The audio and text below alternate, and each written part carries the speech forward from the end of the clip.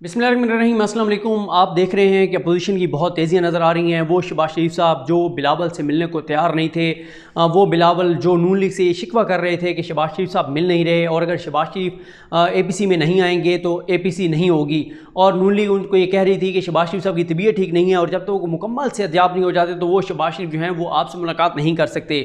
फिर आपने देखा कि मौलाना फजल रहमान जाकर आसिफ अली जरदारी साहब से मिले। आसिफ अली जरदारी साहब ने उनको कहा कि मैं तो आपके साथ हूँ लेकिन शहबाज शरीफ जो हैं वो फिर हमारे साथ हाथ कर जाएंगे, आप जाकर उनसे बात करें।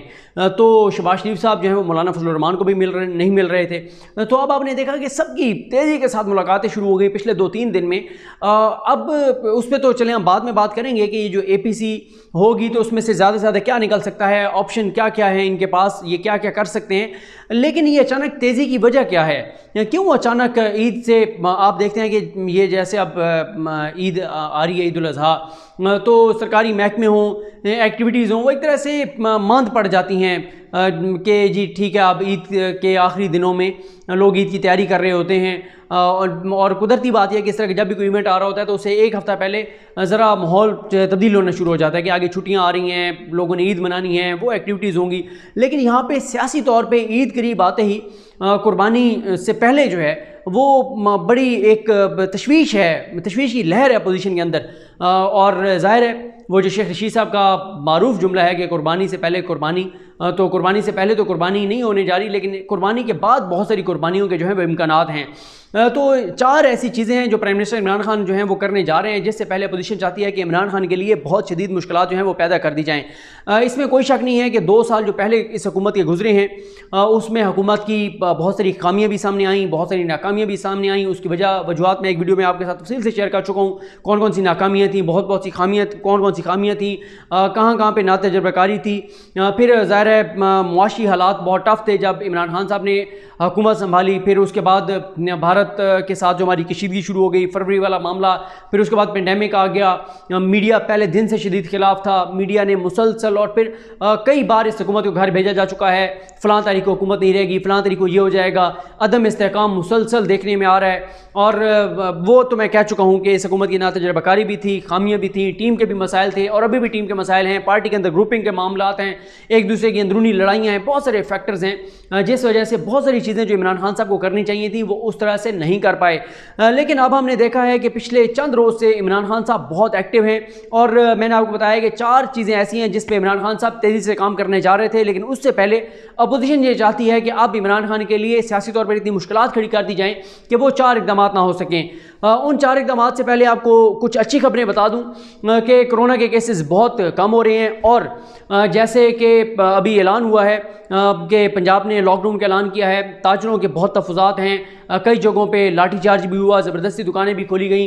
देखें हम सब इस हक़ में हैं कि कारोबार खुलना चाहिए, हम सब इस हक़ में हैं कि लोगों को इस तरह से रोज़गार से महरूम ना किया जाए। लेकिन ये भी एक हकीकत है कि ईद उल फितर पे जो हमने गलती की, जिस तबाही और जो बर्बादी हुई, हम दोबारा वो अफोर्ड नहीं कर सकते। ऐसी सूरत हाल में जब अल्लाह ताला के फजल व करम से कोरोना के केसेस बहुत ही कम रह गए हैं, तो इसलिए अगले कितने दिन की कुर्बानी है, मतलब जो कुर्बानी देने की बात कर रहा हूँ कि अपने कारोबार की कुर्बानी, कितने दिन की कुर्बानी है, ये अब 2 दिन है आगे, यानी आज का और कल का, बुध और जुमेरात। जुम्मा इतवार तो वैसे कारोबार बंद होते हैं, लॉकडाउन होता है, तो मेरे ख्याल है 2 दिन और हमें कंप्रोमाइज़ कर लेना चाहिए। अल्लाह ताला इंशाल्लाह अपना करम करेगा। जिन लोगों ने कुछ चीज़ें ख़रीदनी थी, ज़ाहिर है वो ईद के बाद भी ख़रीद सकते हैं, लेकिन ईद के मौके पे हम ये देखते हैं कि ये हमारा बहसीत कौम एक मिजाज है कि जैसे हमने बिल जमा कराना होता है हम आखिरी तारीख को जाते हैं, हमने दाखिला भरना होता है हम आखिरी दिन जाते हैं, हम हर काम जो है वो आखिरी 1-2 दिनों में करते हैं। तो ईद की शॉपिंग भी, ईद उल फितर पे भी हमने देखा कि जैसे लोग आखिरी 2-3 दिनों में बाज़ारों में इस तरह लोग उमड़ आए, ऐसा लगता था कि यहाँ मुफ्त जो है वो चीज़ें बांटी जा रही हैं। अभी भी हमने देखा कि ईद जैसे करीब आई, हमने बाज़ारों में देखा SOPs की धज्जियाँ बिखेरी जा रही थी, तो बहुत ज़रूरी है। एक तो ये मामला है। एक्सपोर्ट्स के पाकिस्तान में एक्सपोर्ट्स के ऑर्डर्स दोबारा आना शुरू हो गए हैं। एक्सपोर्ट्स इंशाल्लाह उम्मीद है कि अल्लाह ताला के फजल करम से एक्सपोर्ट्स बेहतर होंगी।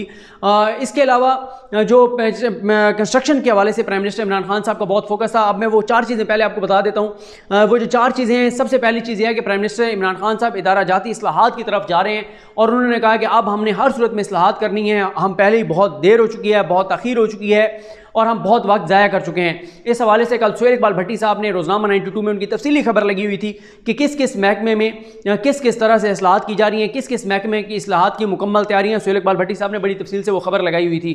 दूसरा जो मामला है, प्राइम मिनिस्टर इमरान खान साहब कंस्ट्रक्शन सेक्टर जो है उस हवाले से रोज़ाना की बुनियाद पर जो है वो रिपोर्ट ले रहे हैं। प्राइम मिनिस्टर इमरान खान अब ये चाहते हैं कि हर सूरत में कंस्ट्रक्शन इंडस्ट्री को जो मुराद दी गई हैं वो प्रैक्टिकली चीज़ें शुरू हों, कंस्ट्रक्शन शुरू हो। पहले ही अल्हम्दुलिल्लाह पाकिस्तान में सीमेंट की जो फ़रोख्त है वो बढ़ गई है, कंस्ट्रक्शन का काम शुरू हो चुका है।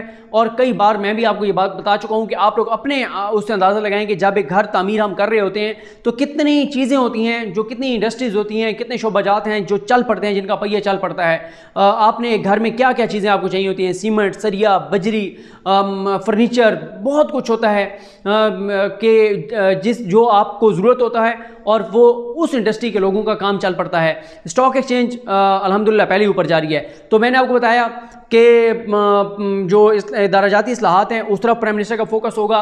दूसरा प्राइम मिनिस्टर का फोकस जो सबसे ज़्यादा वो प्राइम मिनिस्टर चाहते हैं कि कंस्ट्रक्शन इंडस्ट्री जो है वो चले, और ये शोबा चलेगा तो 40-50 इंडस्ट्रीज खुद ब खुद चल पड़ेंगी। तीसरा प्राइम मिनिस्टर इमरान खान साहब जो हैं वो जो प्राइम मिनिस्टर इमरान खान ये चाहते हैं कि जो हमने देखा कि सुप्रीम कोर्ट का भी हुक्म है कि एहतसाब अदालतों की तादाद ज़्यादा की जाए, वो भी इस हक़ में है कि एहतसाब अदालतों की तादाद ज़्यादा की जाए। एक अपोजिशन की परेशानी का ये भी सबब है कि अगर एहतसाब अदालतों की तादाद ज़्यादा हो जाती है, केसेस रोज़ाना की बुनियाद पर चलते हैं, तो बहुत सारे लोग आज आपको जो बाहर नज़र आते हैं वो सलाखों के पीछे होंगे। और उसकी वजह यह है कि पहले इन लोगों को इस चीज़ का फ़ायदा मिलता है कि जी डिले हो रहा है, हमारा क्या कसूर है, केस आगे नहीं चल रहा। एक एक जज के पास जो है वो 100 केसेस होते हैं, एक एक नैब के प्रोसिक्यूटर के पास दर्जनों केसेस होते हैं, एक एक आईओ के पास 20 केसेस होते हैं। केसेस आगे बढ़ते नहीं हैं, केसेस में डिले होता है। जब डिले होता है तो इस चीज़ का ये फ़ायदा उठाते हुए ये अदालतों से जाकर और ज़मानत ले लेते हैं। इसके अलावा प्राइम मिनिस्टर इमरान खान साहब का जो चौथा एक फोकस है वो है अब पंजाब के ऊपर। Prime minister Imran Khan governance के ऊपर जो है वो तवज्जो दे रहे हैं। आपने कल भी देखा कि उन्होंने अलीम खान साहब को बुलाकर मुलाकात की। अब प्राइम मिनिस्टर इमरान खान पंजाब के बहुत सारे मामलात को इस्लामाबाद से बैठकर खुद बराह रास्त देख रहे हैं।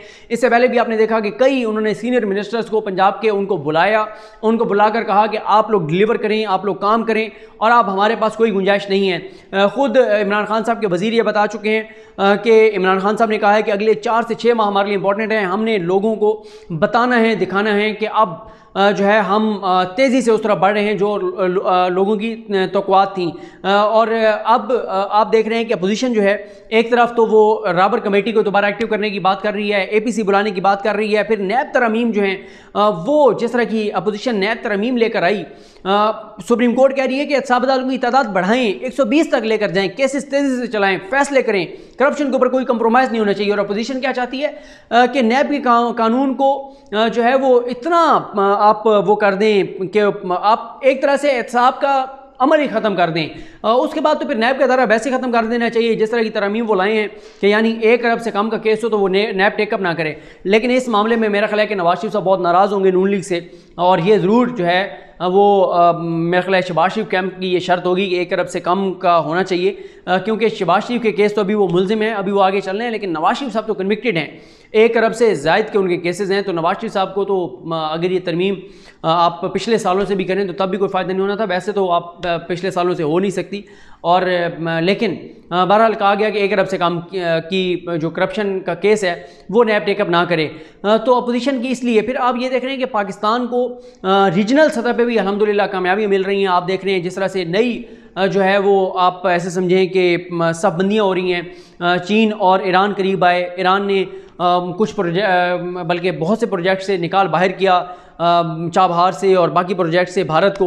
फिर ईरान और अफ़गानिस्तान करीब आ रहे हैं। अफ़गानिस्तान में अफ़गान अमल की वजह से जो पाकिस्तान ने किरदार अदा किया, वहाँ से अमेरिका वापस जा रहा है, वहाँ पे अमन आएगा तो पाकिस्तान को फ़ायदा है, पाकिस्तान उस रास्ते से तजारत करेगा। भारत का आप नेपाल के साथ सूरत हाल देख लें, बांग्लादेश के साथ सूरत हाल देख लें, और फिर इस सारी सूरत हाल में पाकिस्तान को बहुत ही फ़ायदा है। और साथ ही ये भी बात हो रही है कि चाइना जो है वो बहुत सारी अपनी इंडस्ट्रीज जो है वो पाकिस्तान लगा सकता है, क्योंकि ज़ाहिर है चाबहार और CPEC और इस रास्ते के ज़रिए और गवादर इधर से वो बहुत से मुल्कों में अपनी यहाँ से प्रोडक्ट्स जो हैं वो एक्सपोर्ट कर सकता है। तो ये पाकिस्तान के लिए बहुत सी अच्छी चीज़ें हैं, लेकिन वहीं पे हुकूमत को जो चीज़ें देखनी होंगी वो यही है कि हॉस्पिटल्स को बेहतर करें। कुछ हॉस्पिटल्स का ऐलान किया है कि वो नए बनाने जा रहे हैं, कुछ के ऊपर काम जारी है। हॉस्पिटल्स बेहतर करें, लोगों को पंजाब में ख़ास तौर पे हेल्थ कार्ड ज़्यादा दें। हर फैमिली ऐसी जो जिनके पास ज़्यादा पैसा नहीं है उनको हेल्थ कार्ड दें, ताकि वो 7 लाख रुपए तक का इलाज जो है वो प्राइवेट अस्पतालों से करा सकें। प्राइवेट अस्पतालों में इजाफा होगा जब हेल्थ कार्ड ज़्यादा होंगे। ज़ाहिर है उनका बिजनेस है, प्राइवेट अस्पताल जो बहुत सारे हैं, वो बहुत सारे लोग इन्वेस्ट किए हुए उन्होंने। हेल्थ कार्ड आप देंगे, उनका बिजनेस बढ़ेगा, प्राइवेट अस्पताल ज़्यादा होंगे, सरकारी अस्पतालों से रश कम होगा। स्कूलों को बेहतर करें, पैफ वाला मामला हल करें। जहाँ पे भी कोई लोग सड़कों पर हों, चाहे वो डॉक्टर हों, नर्सेज हों, चाहे वो टीचर्स हों, जब भी कोई सड़कों पर आ जाए तो हुकूमत का काम यह है कि बजाय जो है वो उनके वज़ीर उस बात पे गरूर और तकब्बुर और अनाब में आ जाए, उनको इंगेज करें, उनको बिठाएं। और अगर वो रीज़नेबल बात नहीं करते, मीडिया पे लाइव उनके साथ डिस्कशन करें, लोगों को बताएंगे जी ये इनकी शरायत है, उनमें से ये मान रहे हैं, ये काबिल अमल नहीं है, लेकिन फिर भी ये ज़िद कर रहे हैं, तो लोगों के सामने लाएं। लेकिन पैफ वाले मामले में मैं कई बार इस अपनी वीडियोज़ में कह चुका हूँ कि पैफ के मामले में जो मुराद राज साहब हैं, सूबाई वज़ीर तालीम जो हैं, उनकी अना है, वो अपनी अना से पीछे हटने को तैयार नहीं है। वो टीचर्स के साथ और पैफ के जो नुमाइंदे हैं उनके साथ बात करने को तैयार नहीं है। मैं कई बार कह चुका हूँ कि वो बिठाएं पैफ के नुमाइंदों को और चैनल्स को कहें कि आप लाइव चलाएंगे, लाइव हम बात करेंगे और साबित करें कि जी वाकई ये सारे कोई करप्शन कर रहे थे और 2 नंबरी कर रहे थे और लूट मार कर रहे थे। लेकिन अगर वो सिर्फ अपने नंबर बनाना चाहते हैं, मुराद राज साहब, ये कहकर कि मैंने नवाज शरीफ के दौर की बहुत बड़ी करप्शन पकड़ ली है, मैंने शहबाज शरीफ के दौर की बहुत बड़ी करप्शन पकड़ ली है, तो ये महज बातें काफ़ी नहीं होती। और अब 2 साल हो गए, ये हनीमून पीरियड पीटीआई का नहीं है। अब आप सिर्फ ज़बानी कलामी बातों के साथ और इमरान खान स्टाइल में बात करके कि मुझे कोई ब्लैकमेल ना करे, मैं ये नहीं करूँगा, मैं वो नहीं करूँगा, ये बातें करके आप लोगों को मुतमईन नहीं कर सकते। आपके पास अगर वाकई करप्शन के सबूत हैं, आप कार्रवाई करें। आप उन लोगों को जिन्होंने तालीम के नाम पर पैसा खाया है, उनको मीनार पाकिस्तान पर उल्टा लटका दें, उनको आप जेलें करवा दें, उनको आप सजाएं करवाएं। लेकिन सब लोगों को इल्ज़ाम दे देना, पहले ही पाकिस्तान में तालीम का बुरा हाल है, सरकारी स्कूल तबाह हाल है, प्राइवेट स्कूलों में वालिदैन अफोर्ड नहीं कर सकते, और आपने पैफ का जो एक सिस्टम है उसको भी आप तबाह करने के उसके ऊपर हैं, दर पे हैं, सिर्फ अपनी एक वो चौधराहट कायम करने के लिए। जी मैंने बहुत बड़ी करप्शन पकड़ ली है। भैया आपने करप्शन पकड़ ली है तो आप पैसे रिकवर करें, आपको कौन रोक रहा है? लेकिन सबके ऊपर आप ये ना करें। और जो लोग एहतजाज कर रहे हैं और वो टीचर्स हैं, उनको आप बिठाएं, उनकी बात सुने। आप उनका सामना करने को तैयार नहीं है। हमेशा जिसके दिल में चोर होता है वो सामना नहीं करता। जो हक पर होता है वो कहता है 100 नहीं, 1000 नहीं, 10,000 नहीं, 50,000 बंदों के सामने मुझे लेके आए, मैं बात करने को तैयार हूँ। तो इस तरह की चीज़ों से हुकूमतों को नुकसान होता है, पार्टीज़ को नुकसान होता है। पीटीआई से लोग ये एक्सपेक्ट करते थे कि जब ये आएंगे तो ये शहबाज शरीफ साहब की तरह नहीं होंगे कि डॉक्टर्स एहतजाज कर रहे हैं तो उनके ऊपर लाठी चार्ज कर दो, नर्सेज के ऊपर कर दो, टीचर्स के ऊपर कर दो, खवातीन के ऊपर कर दो, हेल्थ वर्कर्स के ऊपर कर दो, नाबीना अफराद जो हैं उनके ऊपर तशद्दुद कर दो। तो इस हुकूमत से ये एक्सपेक्ट लोग करते थे कि ये लोगों से बात करेंगे। बिल्कुल उसी तरह जैसे हमने देखा यहाँ पर जब किसान एक बार एहतजाज करने के लिए आए पार्लियामेंट के सामने, तो असद कैसर साहब ने उनको बुलाकर और उनसे उनकी बात सुनी। और मैं उस मीटिंग में मौजूद था जब किसानों के नुमाइंदों ने कहा, उन्होंने कहा बाकी कोई तब्दीली हो या ना हो इस हुकूमत के आने से, लेकिन एक तब्दीली ये ज़रूर आई है कि पहले हम आते थे, बाहर एहतजाज करते थे तो हमारे ऊपर लाठी चार्ज होता था, लेकिन आज हमें कम से कम अंदर बिठाकर एसी कमरे में हमारी बात सुनी जा रही है। तो आप बात सुने उनकी, और हेल्थ में बेहतरी आनी चाहिए, तालीम में बेहतर आनी चाहिए, स्कूल बेहतर होनी चाहिए, महंगाई कंट्रोल होनी चाहिए, गवर्नेंस बेहतर होनी चाहिए, इस्लाहात होनी चाहिए, पुलिस रिफॉर्म्स होनी चाहिए। और बाकी जो प्राइम मिनिस्टर इमरान खान कोशिश और काविश कर रहे हैं, अगर वो अपनी कोशिशों और काविशों में जो है वो 30% भी कामयाब हो जाते हैं तो ये ज़ाहिर है पाकिस्तान के लिए बहुत बेहतर होगा। ये बात दुरुस्त है कि इस करप्ट सिस्टम को और माफियाज में जकड़े हुए निज़ाम को एकदम ठीक करना आसान नहीं है, लेकिन कुछ शोबों में तो पाकिस्तान में बड़ी तब्दीली जो है वो लोगों को नज़र आनी चाहिए, ताकि पता चले कि इमरान खान ने जो वादे किए थे, इमरान खान उन वादों की तकमील के लिए की तरफ तेज़ी से आगे बढ़ रहे हैं। देखते हैं। बहरहाल ये 4 मैंने चीज़ें आपको पहली बताई जिन पे इमरान खान साहब का फोकस है और जो पाकिस्तान के हवाले से बेहतर ख़बरें आ रही हैं। अपोजिशन को पता है कि अगर ये सिलसिला इसी तरह चलता रहा और स्टॉक एक्सचेंज ऊपर जाती रही और कारोबार का पहिया चल गया, एक्सपोर्ट्स बढ़ गई और साथ ही अगर कंस्ट्रक्शन का जो शोबा है वो चल पड़ा तो और घरों की तामीर शुरू हो गई, तो इन तमाम चीज़ों से अपोजिशन को नुकसान होगा, उनकी सियासत को नुकसान होगा। इसलिए वो चाहते हैं कि इन चीज़ों की तरफ जाने से पहले इमरान खान का रास्ता रोका जाए, मुल्क में सियासी अदम इस्तेकाम पैदा किया जाए ताकि इमरान खान साहब ये चीज़ें ना कर सकें। देखते हैं कि आने वाले हालात किस तरफ जाते हैं। मुझे अपनी दुआ में याद रखें। अल करीम हम सब कामिल नासरू। अल्लाह हाफ़िज़।